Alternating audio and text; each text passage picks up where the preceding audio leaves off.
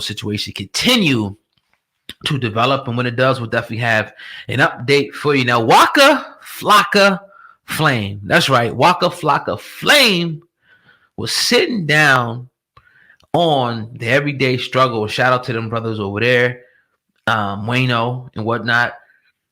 And he pretty much posed the question, how come Jay-Z, Diddy, Dr. Dre, and Birdman haven't started their own music company, their own record label? And I'll play the clip, then I'll give you some commentary on it. I ain't calling them. I don't understand how we got billionaires, CEO rappers, black guys, and still let these young rappers sign to these bloodsuckers. I don't understand that. I don't understand how all these rich powerhouses that we have don't create one fund. Don't be like, yo, all of us just put 20 million in, 100 million in, and let's create a label. Why don't they do that? Who would sign a Diddy, Jay-Z, Birdman, Dr. Dre got together and say, hey, we're about to start a label? Why would they not do that? All right, so that's the clip. You can go if you want to hear the full conversation. That whole clip is available on the Everyday Struggle. And he makes a great point. Waka Flocka makes a great point here. And my spin to it is you will see guys like Meek Mill. You'll see guys like Juicy J, who just came out today with a diss record. And you see them, they'll call these things, these deals are slave deals and whatnot. But then everybody, nah, we'll come over to Rock Nation.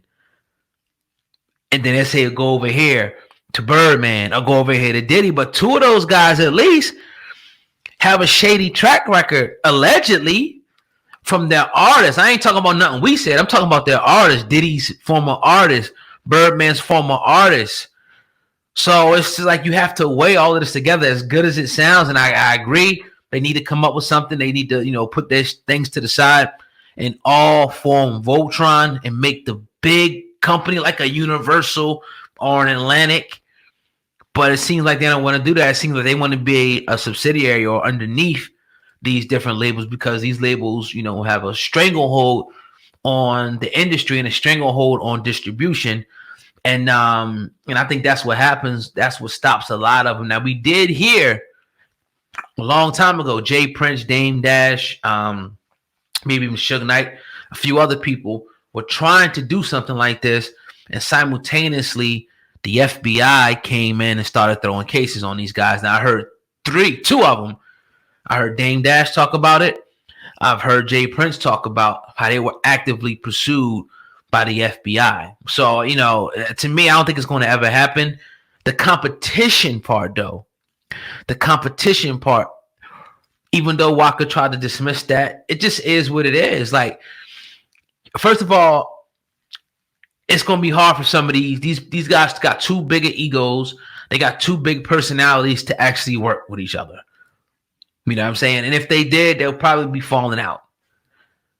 And one thing I think in business is that some of these guys just don't move the same. Some of these guys don't move the same. Now, again, I would love to see a Jay-Z, a Master P, a Diddy, a Birdman, a Dr. Dre form Voltron to come up with one of the biggest black, record companies out there. But is it going to happen? I think Jay-Z kind of tried to corner the market with Tidal, and that's his version of doing things. Also, Rock Nation. You see a lot of rappers, Yo Gotti, Moneybagg Yo, Meek Mill, Meg Thee Stallion, anybody you can name, Nipsey at one point, coming under this umbrella of Rock Nation. So I would say that Rock Nation is the closest thing to what Waka Flocka is talking about. Now, we see Birdman and Diddy, which is interesting because Diddy's at the Rock Nation brunches, which is very interesting. But if we start to see Birdman and Master P and all these people, form Voltron and come to the Rock Nation brunch, I think it could be something. But ultimately, I think that that doesn't need to happen for us to regain control of the industry. I don't think that needs to happen. And then probably, I think that what needs to happen is more people need to develop the independent mindset and independently do it. That's what I think. I think that more people, need to, if you are going to get in these different contracts, maintain control, hold your masters, make sure your deals are good, make sure you're getting the bulk of the residuals. It happens. We see a lot of guys like Master P and even Jay-Z. Yeah, they went to labels at some point and done deals, but they were able to maintain their integrity. They were able to maintain the thing that matters the most in music, the publishing your masters. You know what I mean? So it sounds good. It sounds good. I can't, fault Waka for putting it out there. And it's a great thing. So that's what I think on that. Let me know. Now I want to talk about the young boy Pop Smoke. Pop Smoke. Because as we know, Pop Smoke was gunned down in LA just a few short weeks ago. And his family finally put out a statement. And the statement reads, "The family of Bashar Pop Smoke Jackson would like to express our sincere gratitude to everyone for your support. Every prayer, call, and act of kindness is deeply appreciated as we mourn the loss of our son, brother, and friend. Brooklyn know him as Bashar. He was educated and neutered in Brooklyn, and his rise to fame all developed from a place he proudly represented. Within the last year, his extraordinary giftedness was revealed to the world." Now, they go on to say, unfortunately, there are no public details available regarding the murder of our loved ones. We ask for respect and responsible reporting during this critical time. Inaccurate reports only add to unnecessary pain to the grieving family. Now, this was yesterday. This came out. I'm going to speak to that and to some of the inaccurate media reporting, but it also came out today that there's been a standstill in the Pop Smoke investigation for witnesses pretty much not wanting to cooperate, not wanting to snitch. You know what I mean? That whole culture. That, to me, that seems like one of the only things that we're semi unified on is this whole no snitch thing. His family wants answers. Now, we know that Pop Smoke was from the Element. We know that some of these guys, some of these rappers are actually from the Element where they don't condone the snitching, but the tables turn a little bit when it's like, now you need answers. You need people to come forward because you want to know who killed your brother. You want to know who killed your son. You know what I'm saying? So the tables turn in that regards. It's a bi-coastal thing. Pop Smoke being from New York and him being killed in LA, and then the phone call allegedly coming from New York. There's a lot of things. So that report came out where they, pretty much saying like, yo, Pop Smoke,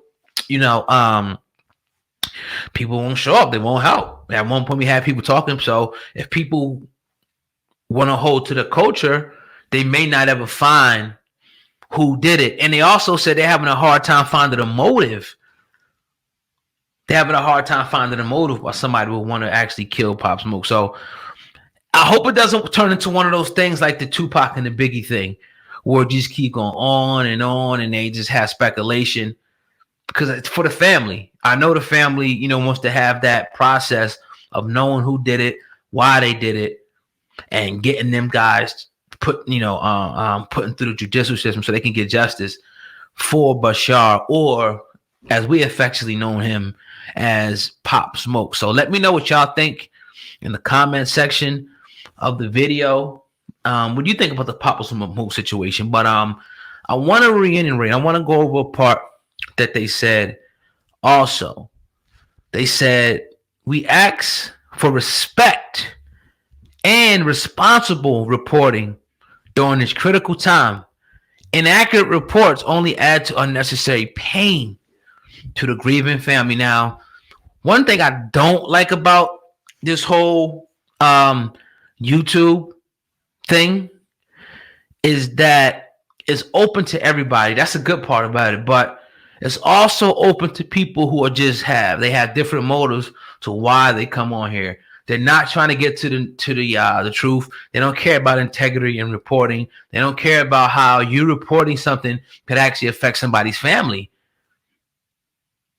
But then you do have an element of people on YouTube who do care, who take it seriously, who take it as a business and want to make sure they're as accurate as possible and want to make sure they don't offend anybody involved in the particular story, especially a situation that happened like Pop Smoke, where the family's looking for answers. You got some jackasses out there that'll put some crazy video up there say, oh, this is what happened, or this and that, and look at this in the video. And it's crazy because you're not operating from facts. You're operating from speculation and things you think that you saw.